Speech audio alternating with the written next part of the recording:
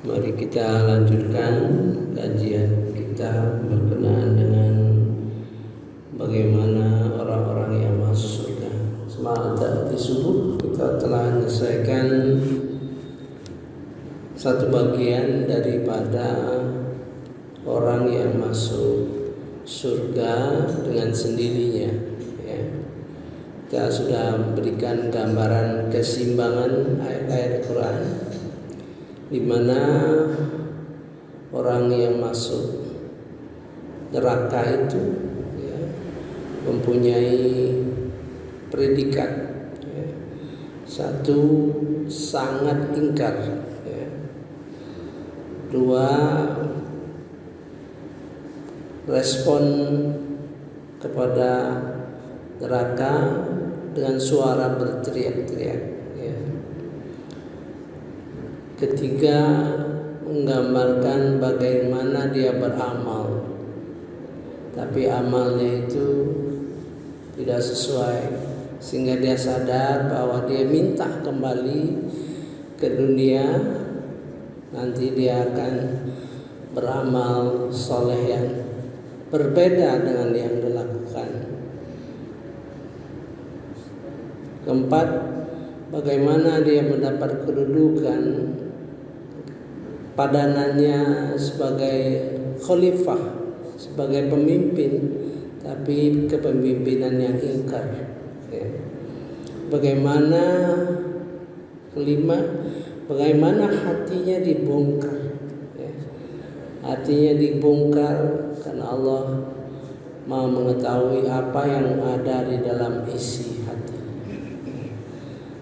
Sebagaimana biasa, padanannya lagi bagi orang yang masuk surga, digambarkan bagaimana orang masuk surga itu ilmunya yang mengantarkan dia untuk merasa takut kepada Allah Subhanahu wa taala. Bagaimana dua, dia mempelajari dan membaca Al-Quran sehingga tumbuh di dalam melaksanakan kewajiban-kewajiban itu semakin sempurna, seperti dalam pelaksanaan melakukan infak, sampai gambaran yang saya berikan kemarin, bagaimana infak itu dari level 1, 2, 3, 4, 5, dan 7, sehingga orang yang demikian dicukupkan oleh Allah pahala, dalam arti kalau ada kekurangan-kekurangan, misalnya yang kurang dicukupkan oleh Allah Subhanahu wa taala, dan ditambah kurnia Allah Subhanahu wa taala. Kemudian digambarkan bagaimana orang yang diwarisi dengan Al-Quran, dan bagaimana Quran didahului dengan ayat yang mengatakan bahwa Quran ini diwahyukan kepada Nabi Muhammad SAW, sehingga orang yang mempelajari Quran itu punya gambaran apa-apa yang dia harus lakukan, sehingga dia dipilih oleh Allah Subhanahu wa taala mewarisi Al-Quran. Itu gambaran di dalam surah Fatir, mengenai orang yang dimasukkan ke surga. Sekarang masih kelompok yang sama, yaitu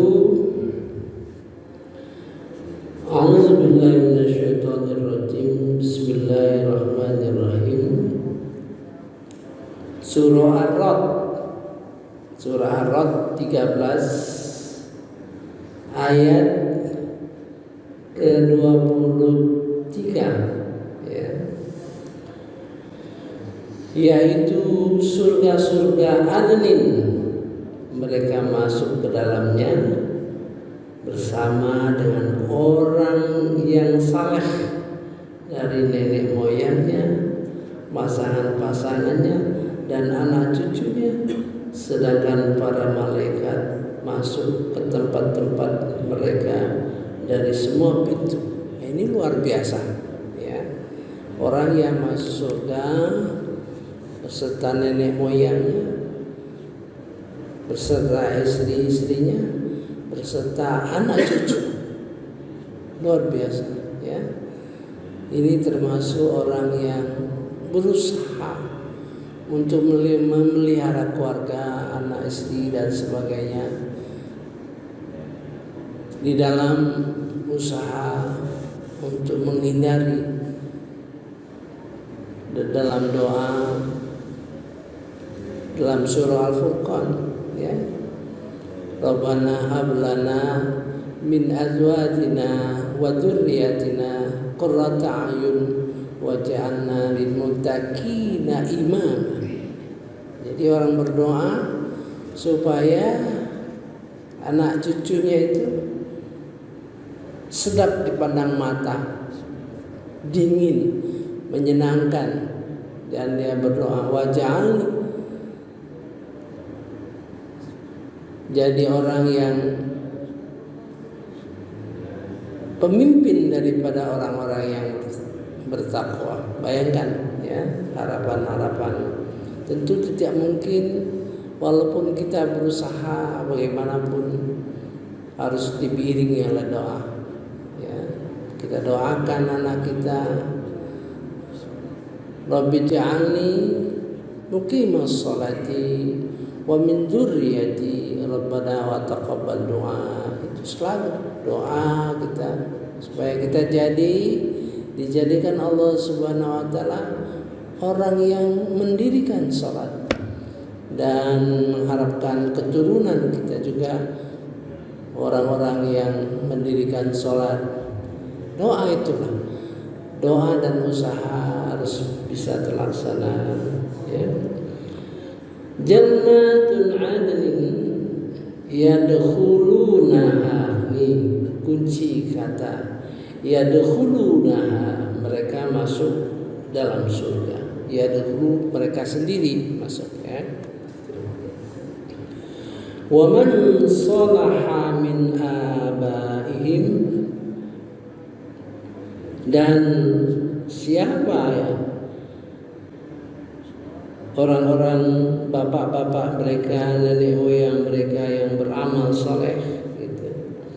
Wa azwajihim, istri-istrinya, wa dzurriyyatihim, dan keturunannya, anak cucunya, wal malaikatu yadkhulu, dan para malaikat masuk, ya, kepada mereka, memberi salam dari berbagai-bagai pintu. Salamun alaikum, salam dari malaikat atas mereka. Bima sabartum, bima sabartum, karena kesabaran, ya, dia. Jadi dalam rangka mendidik anak, mendidik istri, mendidik keluarga, ya, dan mendoakan orang tua dan nenek mereka, itu perlu kesabaran, ya.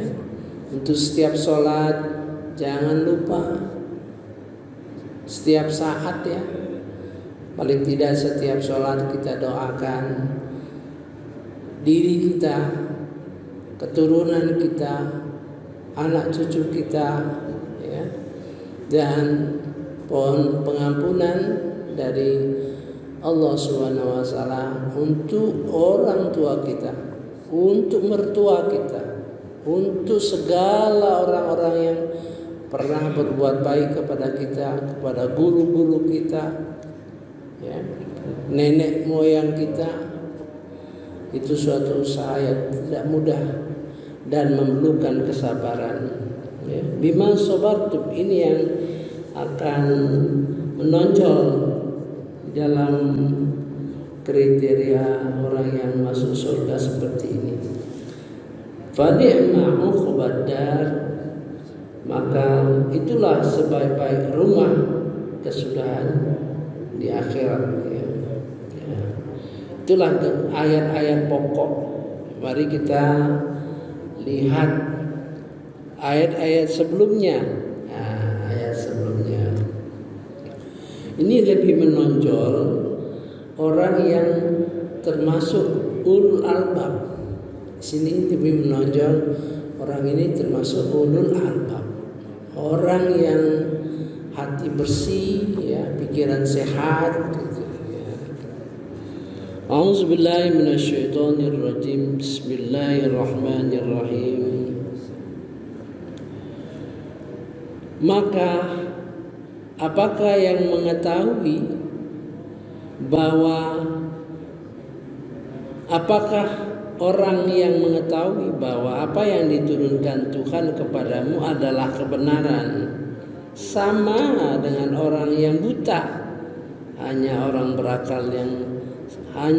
yang berakal saja yang dapat mengambil pelajaran. Jadi orang seperti ini dia sudah paham bahwa Al-Quran itu benar, Al-Quran itu dipelajari dengan baik, ya. Sehingga apa-apa yang diperoleh merupakan pelajaran bagi diri kita untuk kita laksanakan sebaik-baiknya.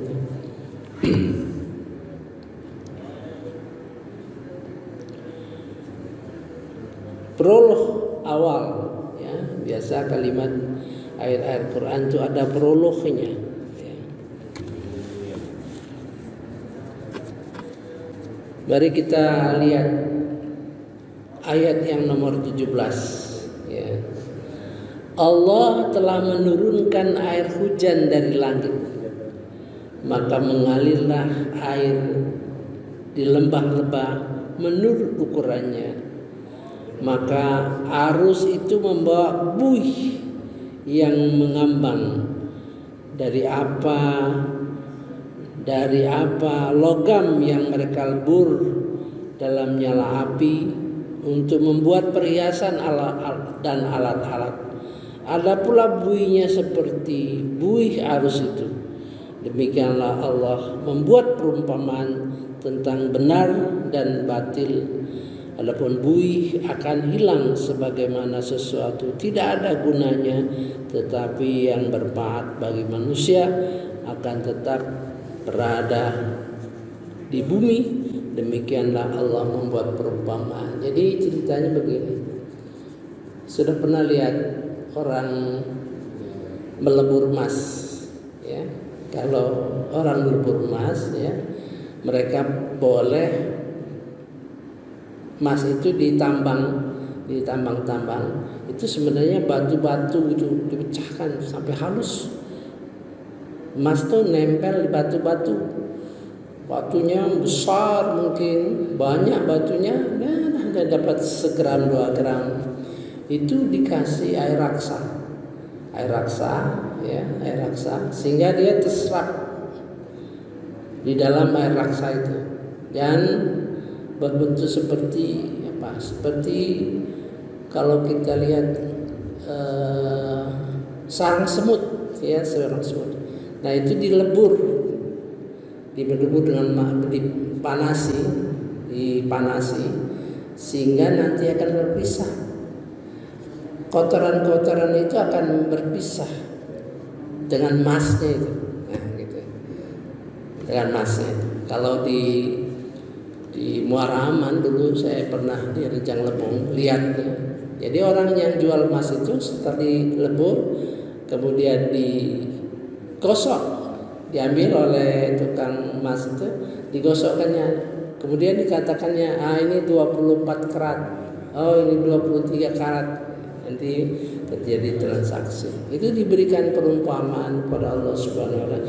Begitu juga air, ya. Air hujan, ya. Air hujan itu bisa membawa bermacam-macam, ya. Buih-buih yang kita lihat itu, buih-buih itu akan hilang, akan hilang. Itu Allah menggambarkan bagaimana antara yang batil dengan yang hak. Yang batil itu akan sirna, yang hak itu seperti emas murni, ya, gitu ya. Kemudian biasanya kalau namanya air hujan, ya, air hujan yang turun ke lembah-lembah dan sebagainya, ada dua pengertian.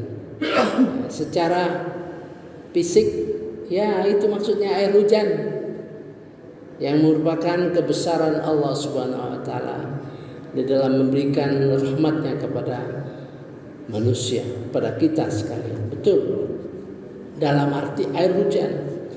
Kemudian para penafsir menganggap air hujan itu seperti Al-Quran, ya, Al-Quran diturunkan dari Allah Subhanahu wa taala, jatuh ke gunung-gunung, air turun ke lembah-lembah, ya. Jadi terbayang oleh kita bagaimana ayat-ayat Al-Quran itu diajarkan kepada orang-orang, ya, sesuai dengan keadaannya gitu, ya, keadaannya. Jadi ya ada air hujan yang turun masuk ke dalam danau, ya kan? Ada air hujan yang meresap ke tanah gitu, ya, jadi sumber air. Ada air hujan yang langsung saja. Begitulah cara kita memberikan pengertian dan pengajaran mengenal Al-Quran. Gak bisa sama, ya, setiap orang tuh beda-beda, ya. Karena Al-Quran itu sendiri menggambarkan, sebenarnya menggambarkan